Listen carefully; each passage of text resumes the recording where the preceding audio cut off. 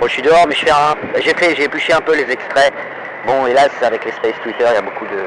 Enfin, c'est très long à faire parce qu'il y a énormément de zones, entre guillemets, vides ou bruitées, avec des gens qui parlent en même temps pour dire j'ai pas dit ci, j'ai pas dit ça, genre 10 minutes avant. Mais il y a des erreurs... J'ai déjà fait des vidéos, je relève toutes les erreurs et je fais des vidéos dessus. Donc celle-ci, j'ai refait une énième vidéo, ça fait la deuxième ou la troisième vidéo que je fais.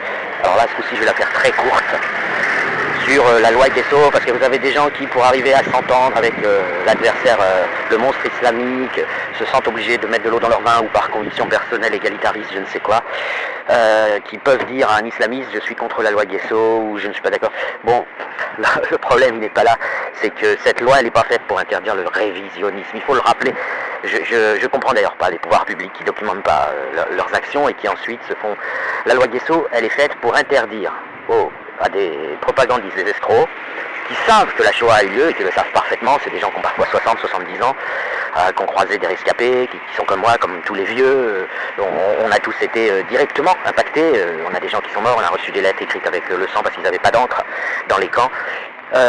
Donc ces gens ne nient pas la Shoah de manière sincère, ils font semblant de la nier parce qu'ils sont adhérents du nazisme. Et que nier la Shoah est une astuce, un peu comme dans un hold-up, c'est une astuce pour... produire des crimes. Et la loi Guesso vient empêcher de manière technique ces procédés, ces modes opératoires. Il n'y a personne qui pense que la Shoah n'a pas eu lieu. Enfin, il peut y avoir des jeunes aujourd'hui, la question pourrait se reposer, je dirais, aujourd'hui, mais il n'y a personne à l'époque où la loi Guesso avait été faite qui était révisionniste. Ça n'existe pas. Les quelques rares personnes qui l'étaient, ils étaient en hôpital psychiatrique ou en soins ambulatoires, et ils pensaient aussi, ils voyaient aussi des éléphants roses, etc. Et donc en alimentant cette idée que les personnes qui niaient la Shoah à l'époque auraient pu être sincères, on discute du sexe des anges et surtout on fait une gigantesque erreur sur cette loi. Encore une fois, cette loi, elle ne défend pas la mémoire de la Shoah dans sa motivation, elle empêche des arnaqueurs, si vous voulez, comme Bernard Madoff ou des criminels, d'utiliser la technique de faire semblant de ne pas y croire pour faire des réunions nazis, pour reconstituer des partis nazis qui ensuite permettront d'exterminer tous les juifs. Je veux dire, il va falloir le répéter combien de fois. On n'a jamais la liberté d'expression, elle existe en Occident partout, c'est un principe fondamental et la loi Guesso n'est pas une limite à la liberté de croyance ou d'expression. C'est une loi pragmatique. Évidemment, ça nécessite de faire des procès d'intention. Qu'est-ce que vous voulez, on vit dans un monde complexe, on ne peut pas, et c'est pour ça que ça a été longuement discuté, il y a eu beaucoup de rapports, de contre-rapports.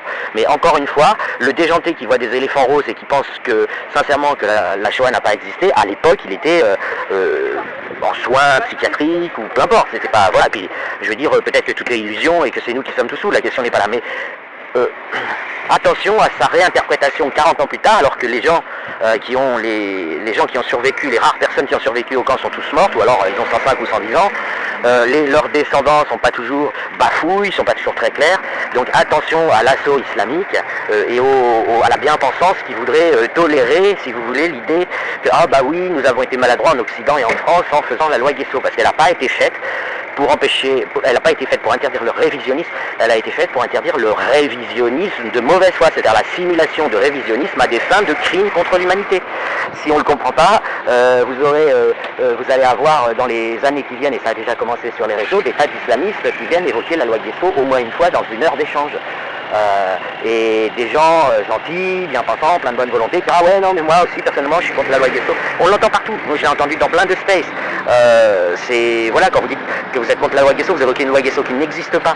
Demain, si vous faites un révisionnisme sincère, il vous arrivera rien. À l'époque, il n'existait aucun révisionnisme sincère, et aujourd'hui encore, les réseaux nazis, Soral, tous les space islamiques, complotistes, etc., ils savent que ça a eu lieu. Les hôtes, les instigateurs, les leaders savent.